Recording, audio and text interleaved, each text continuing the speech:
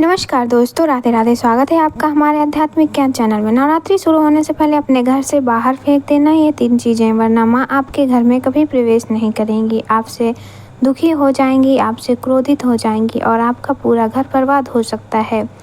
दोस्तों, आप सभी को मैं बता देती हूँ कि नवरात्रि का महापर्व आने वाला है। नवरात्रि एक ऐसा पर्व है जिसमें लोग माँ की आराधना करते हैं, पूजा करते हैं, पाठ करते हैं, व्रत करते हैं, जप और तप और हवन करते हैं। दोस्तों देखिए, हमारे सनातन धर्म में नवरात्र का बहुत ही विशेष महत्व बताया गया है।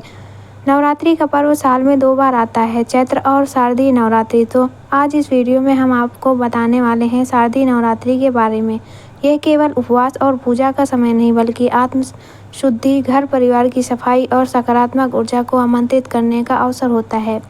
दोस्तों, कहा जाता है कि नवरात्रि के दौरान माता रानी स्वयं अपने भक्तों के घर पधारती हैं और भक्तों के दुखों को हरती हैं। और हमारे गरुड़ पुराण में यह भी लिखा गया है कि जिस घर में स्वच्छता होती है, जिस घर में श्रद्धा होती है, जिस घर में पवित्रता होती है, वहाँ अवश्य प्रवेश करती हैं माता रानी। लेकिन घर में कुछ अशुभ वस्तुएं पड़ी रह जाएं, तो कुछ अपवित्र वस्तुएं पड़ी रह जाएं, तो ऐसा कहा गया है कि माता की कृपा रुक जाती है। माता रानी घर में कभी प्रवेश नहीं कर पाती और प्रसन्न होने की बजाय रुष्ट हो जाती हैं।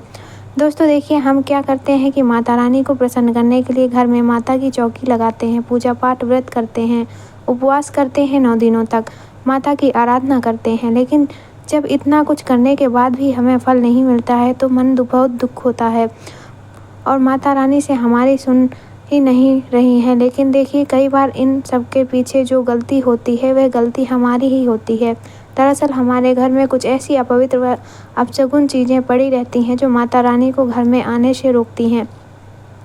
तो दोस्तों देखिए, आज इस वीडियो में जो विषय रहने वाला है वह विषय साधारण नहीं है। सबसे पहले मैं आपसे हाथ जोड़कर एक छोटी सी रिक्वेस्ट करती हूँ कि अगर वीडियो को अच्छी लगे आप लोगों को तो वीडियो को लाइक और चैनल को सब्सक्राइब करके कमेंट बॉक्स में जय माता दी अवश्य लिख दीजिएगा।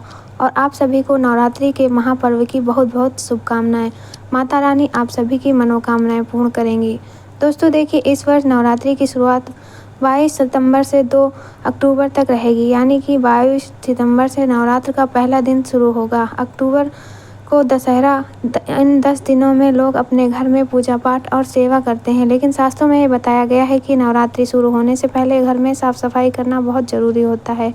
सारे लोग घरों में रंगाई पुताई करते हैं, घरों में गौमूत्र का छिड़काव करते हैं, गंगा जल का छिड़काव करते हैं, बहुत है, चौकी की स्थापना करते हैं, पूरे घर को पवित्र करते हैं। लेकिन कई बार जाने अनजाने में हमारे घर में कुछ ऐसी चीज़ें पड़ी रह जाती हैं जिसे साधारण समझते हैं, जिसे हम बहुत नॉर्मल समझते हैं कि अरे ये तो सिर्फ काम की चीज़ है। लेकिन देखिए, वही चीज़ आपके घर में माँ लक्ष्मी को, माँ जगदम्बा को, माँ अम्बे को और माँ गौरी को आने से रोकती हैं।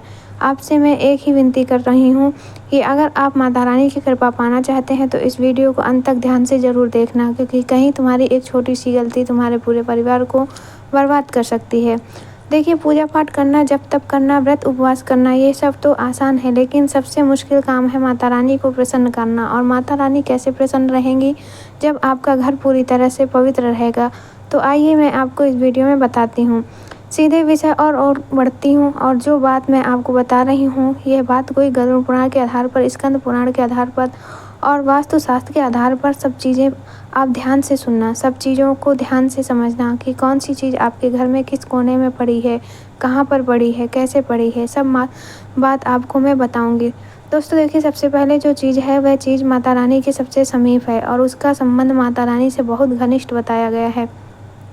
सबको ध्यान रखना होगा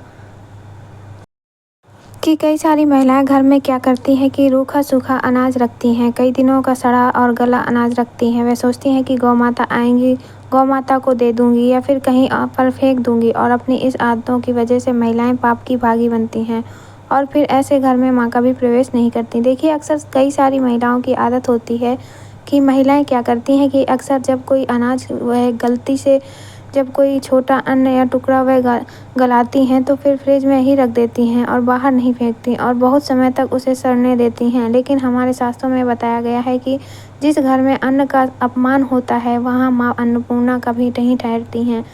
दोस्तों, घर में सूखा या सड़ा अनाज हमें नहीं रखना चाहिए क्योंकि यह चीज़ें दरिद्रता को बढ़ावा देती हैं। माता अन्नपूर्णा कभी भी वहाँ नहीं ठहरती हैं जहाँ अन्न का अपमान हो, क्योंकि अन्नपूर्णा देवी को हमारे शास्त्रों में सबसे ऊपर माना गया है। धन की देवी के पहले अन्नपूर्णा को पूजा जाता है, क्योंकि अन्न होगा तो ही इंसान जीवित रहेगा और इंसान जीवित रहेगा तो ही लक्ष्मी आएंगी। इसलिए अन्नपूर्णा का स्थान हमारे शास्त्रों में सबसे ऊपर बताया गया है। ध्यान रखिएगा कि नवरात्रि शुरू होने से पहले हमें अपने घर से सड़ा गला बासी अनाज बाहर की ओर फेंक देना चाहिए, बाहर का रास्ता दिखा देना चाहिए। जब कई सारी महिलाओं की आदत होती है कि जो घर में पुराने कपड़े रहते हैं, फटे पुराने कपड़े रहते हैं, उनका वह पोंछा बना लेती हैं, लेकिन यह पोंछा किस तरह से माता को आपके घर में आने से रोकेगा, इस बारे में मैं आपको बताती हूँ। कई सारी महिलाएं क्या करती हैं कि घर की साफ़ सफाई करने के लिए पुराने फटे कपड़े लेती हैं और पुराने फटे कपड़े में नकारात्मक ऊर्जाएं होती हैं जो बिल्कुल भी पवित्र नहीं होती। जब उन्हें कपड़ों में हम क्या करते हैं कि घर में पोंछा लगाते हैं, घर की साफ़ सफाई करते हैं, तो आप घर को पवित्र करने की जगह घर को अपवित्र कर रही होती हैं, घर में और गंदगी फैला रही हैं। कई सारी महिलाओं की आदत होती है कि जब घर में झाड़ू भी टूट जाती है तो उस टूटी हुई झाड़ू को ऐसे संभाल कर रखती हैं जैसे वह कोई पुरखों की संपत्ति हो, कोई पुरखों का धन हो। अरे झाड़ू टूट गई है तो उस झाड़ू को सम्मानजनक आपको कहीं ऐसी जगह पर रख देना है, अपने घर से बाहर, जहाँ पर किसी के पेड़ ना लगे हों, जहाँ पर ज़्यादा गंदगी ना हो, क्योंकि हमारे शास्त्रों में झाड़ू को माँ लक्ष्मी का स्वरूप माना गया है। और झाड़ू को लेकर शास्त्रों में कई सारी मान्यताएं भी बताई गई हैं और कहते हैं कि टूटी हुई झाड़ू ना तो घर में रखना चाहिए और ना ही किसी के दान में देना चाहिए। देखिए दोस्तों, पुराना गंदा कपड़ा, पुराना गंदा झाड़ू माता लक्ष्मी को घर से बाहर कर देती है और कभी भी माँ को घर में प्रवेश नहीं करने देती है, क्योंकि वहाँ दरिद्रता का वास हो जाता है। कहते हैं कि पुराने झाड़ू से सफाई अधूरी रहती है और उसमें धूल व कीड़े पनपते हैं, और जब धूल के कीड़े पनपने लगते हैं तो घर में दरिद्रता फैलने लगती है, क्योंकि अगर घर में पवित्रता होगी ही नहीं तो फिर माँ लक्ष्मी का प्रवेश कैसे होगा, माँ जगदम्बा का प्रवेश कैसे होगा, माँ अन्नपूर्णा का प्रवेश कैसे होगा। अब हम क्या करते हैं कि घर में जो भी उगाते हैं, माता की चौकी भी लगाते हैं। कुछ लोग घर में माता की तस्वीर के सामने 9 दिन तक फूल माला धूप अगरबत्ती सब कुछ करते हैं, और कुछ लोग तो घर की में मूर्ति भी स्थापित करते हैं। अच्छी बात है, करना चाहिए, क्योंकि माता की भक्ति हर इंसान करता है और दुनिया में सबसे बड़ी चीज़ कौन है? माँ है। अब देखिए, कई सारी घर में लोगों की आदत होती है कि घर में फटे पुराने जूते चप्पल भी संभाल कर रखते हैं। ये सोचते हैं कि अरे कभी नहीं तो आगे चलकर काम आएगा, और इस वजह से वह फटे पुराने जूते चप्पल घर में ही रखे रहते हैं। अगर रखना ही है तो ऊपर कहीं किसी उसमें कमरे में बंद करके रखो। सीधा सीधा एक संकेत है कि अगर आपके घर में ऐसी हरकतें होती हैं तो कभी भी माता आपके घर में प्रवेश नहीं करेंगी। लोग माता रानी को बुलवाने के लिए कई तरह के जतन करते हैं, चौकी लगाते हैं, पूजा पाठ करते हैं, जब तक उपवास करते हैं, लेकिन अगर तुम्हारी ऐसी ही छोटी छोटी गलतियां रहीं तो फिर माता रानी को आने से नहीं आप घर नहीं आने देंगे। फटे पुराने कपड़े, जूते चप्पल और फटे पुराने कागज़ अखबार भी ये नकारात्मक फैलाते हैं। जब वह घर में नकारात्मक रहेगी, कैसे माता आपके घर में प्रवेश करेंगे, क्योंकि देवी माँ को गंदगी और अशुद्धि बिल्कुल भी पसंद नहीं। दोस्तों, ये बात आप जितनी जल्दी समझ लेंगे उतना ही बढ़िया रहेगा आप लोगों के लिए।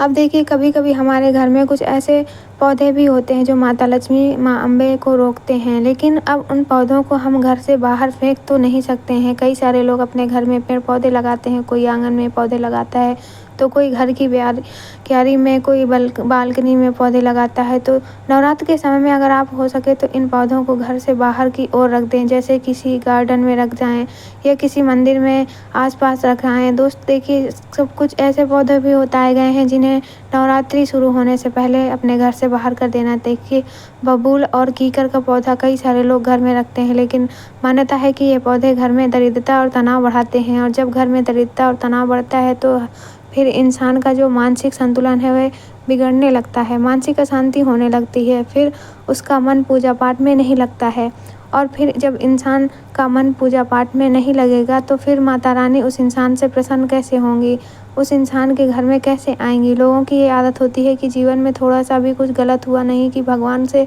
विश्वास उठा लेते हैं, भगवान को कोसने लग जाते हैं, भगवान ने तो मेरे साथ ऐसा किया, भगवान ने तो मेरे साथ वैसा किया। लेकिन इंसान अपनी गलती नहीं देखता है। इसलिए मित्रों देखिए कि कीकर और बबूल का पेड़ पौधा हो अगर आपके घर में तो उसे तुरंत घर से बाहर फेंक दीजिए, क्योंकि घर के आसपास नमी और अंधेरे में बीमारी का कारण भी बन सकते हैं। और बताया गया है हमारे शास्त्रों में कि कांटेदार पौधे भी हमें घर में नहीं लगाने चाहिए।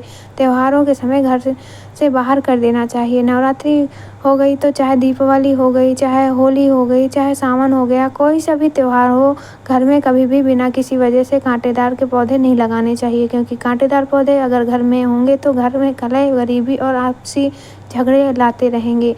अब देखिए माता रानी उस घर में भी कभी प्रवेश नहीं करती हैं जिस घर में हर वक्त लड़ाई झगड़े होते हैं, जिन घरों में औरतों का सम्मान नहीं होता है, जिन घरों में औरतों का अपमान किया जाता है, औरतों को हर शब्द में उठाकर बोल दिए जाते हैं, तो उस घर में भी माँ कभी प्रवेश नहीं करती हैं, क्योंकि औरतें माँ लक्ष्मी का रूप होती हैं। नवरात्र के समय माता रानी वहीं प्रवेश करती हैं जहाँ शांति और सौहार्दपूर्ण वातावरण हो।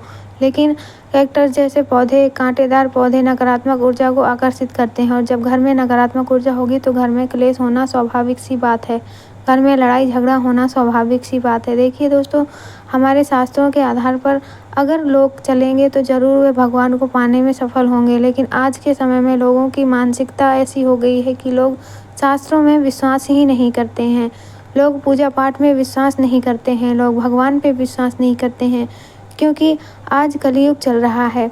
अब कलयुग में ये सब चीज़ें अगर इंसान ध्यान नहीं रखेगा तो पहले ही जीवन में दुख कम नहीं है। आज के समय में देखिए हर इंसान किसी न किसी दुख से जूझ रहा है, किसी न किसी परेशानी में लगा हुआ है। तो नवरात्र के पावन दिनों में कैक्टस, कांटेदार पौधे, बबूल, सूखे और मरे हुए पौधे घर में नहीं रखने चाहिए। अगर आपके घर में तुलसी भी सूख गई है तो तुरंत सूखी तुलसी को नवरात्र से पहले अपने घर से बाहर कर देना, क्योंकि बाहर जाकर उसको विसर्जन कर देना। देखिए ये पौधे नकारात्मक ऊर्जा को बढ़ाते हैं और माँ के अनुत्रमण में विघ्न डालते हैं और देवी की कृपा को रोक सकते हैं। तो अगर हो सके तो इस पावन समय में घर में अच्छी हरी भरी साफ सुथरी तुलसी लगाओ, हरा भरा मनी प्लांट लगाओ। अशोक का जो पौधा होता है वह भी आप नवरात्र के दिनों में लगा सकते हैं।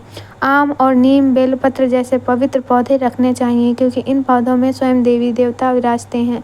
तो यह न केवल धार्मिक दृष्टि से शुभ है बल्कि आध्यात्मिक और वैज्ञानिक रूप से भी घर में शुद्ध करते हैं और घर की हवा को शुद्ध करते हैं, सकारात्मक ऊर्जा बढ़ाते हैं और घर का वातावरण भी सुधारते हैं।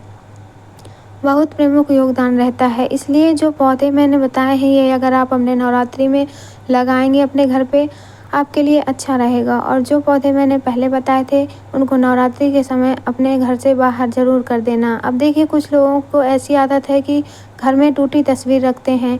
ये तो मेरे उनकी याद में उन्होंने मुझे तोहफ़ा दिया था, भगवान की मूर्ति मुझे तोहफे में दी थी, मैं कैसे फेंक दूँ, चाहे वह मूर्ति टूट गई हो, चाहे कुछ भी हो गया हो, लेकिन वो घर में रखते हैं। लेकिन खंडित हो गई हो तस्वीर को, कांच फूट गया हो, लेकिन फिर भी लोग उन चीज़ों को संभाल कर रखते हैं। लेकिन उनको ये पता नहीं है कि चीज़ें तुम्हारे घर में अपवित्रता लेकर आती हैं। मानता है कि टूटी फूटी मूर्ति तस्वीर घर में रखना बहुत बड़ा अपशगुन होता है। उसका अर्थ है कि तुम सीधे सीधे भगवान का अपमान कर रहे हो। मैं आपको बता देती हूँ कि कई सारे लोग पूछते भी हैं कि गुरुजी हमारे घर में जो टूटे हुए भगवान की तस्वीरें रहती हैं, पोस्टर रहते हैं, तो उन्हें कहाँ रखना चाहिए। तालाब में फेंकने से, पोस्टर और तस्वीरें तालाब में फेंकने से गंदगी होगी। देखिए आप चाहें तो जैसे भगवान के फ़ोटो रहते हैं, भगवान की तस्वीरें रहती हैं, उन्हें आप जला सकते हैं। आप सोच रहे होंगे कि अरे गुरुजी ये क्या बोल रहे हैं, लेकिन देखिए अग्नि देवता को माना जाता है और अग्नि भगवान का ही एक रूप होता है। तो अगर आप अपने घर के आसपास के तालाब या कुएं में गंदगी नहीं करना चाहते तो उन चीज़ों को आप जला भी सकते हैं, क्योंकि वह चीज़ें शुद्ध भगवान को ही अर्पित होंगी। क्योंकि अग्नि भी एक देवता हैं, आपने सुना ही होगा अग्नि देवता, जिसमें हम यज्ञ करते हैं, भगवान के सामने दीपक अगरबत्ती जलाते हैं। ये चीज़ें हमें करना ज़रूर चाहिए। और देखिए कई सारे लोगों की ये भी आदत होती है कि सूखी माला और पुराने फूल बरकत के नाम पर घर में सजा कर रखते हैं कि अरे मुझे इस फूल को उस मंदिर में उन महाराज जी ने दिया था, उन गुरु जी ने दिया था, ये तो घर की तिजोरी में रखना चाहिए। चाहे वह फूल पूरी तरह से सूख गया हो, मंदिर में चढ़ाए गए पुराने फूल, सूख चुके फूल और माला अगर घर में पड़ी रह जाती तो पूजा का फल नष्ट हो जाता है, ऐसा हमारे शास्त्र में कहते हैं। फिर चाहे तुम कितनी ही पूजा पाठ कर लो, कितना ही जप तप कर लो, उस पूजा पाठ का फल पूरी तरह से नहीं मिलता है। इसलिए नवरात्रि शुरू होने से पहले अपने घर से जितने भी सूखे फूल, सूखी मालाएं, पूजा से संबंधित अगरबत्ती, थोड़ा सा राग भी है, धूप बत्ती भी, राख भी है, जली हुई बत्तियां भी हैं, तो तुरंत उन्हें अपने घर से बाहर तालाब में विसर्जित कर दीजिए। देवी माँ ताजगी और सुगंध को पसंद करती हैं। देवी माँ कभी भी अपवित्र चीज़ें, खराब चीज़ों को पसंद नहीं करती हैं। और आपको एक चीज़ और बता देती हूँ कि बच्चों के टूटे हुए खिलौने घर में नकारात्मक ऊर्जा का कलह बढ़ाते हैं। पौराणिक मान्यता है कि टूटी वस्तुएं लक्ष्मी का अपमान करती हैं। कई सारे लोग घरों में बंद घड़ी पटक कर रख देते हैं, बंद बल्ब पटक कर रख देते हैं, इलेक्ट्रॉनिक चीज़ें रख देते हैं। इन सब चीज़ों को हमें घर से बाहर निकाल देना चाहिए, क्योंकि टूटी फूटी चीज़ें घर में नकारात्मकता फैलाती हैं। तो दोस्तों, ये थी कुछ जानकारी। अगर वीडियो अच्छी लगी हो तो वीडियो को लाइक, चैनल को सब्सक्राइब करना ना भूलें। धन्यवाद। राधे राधे।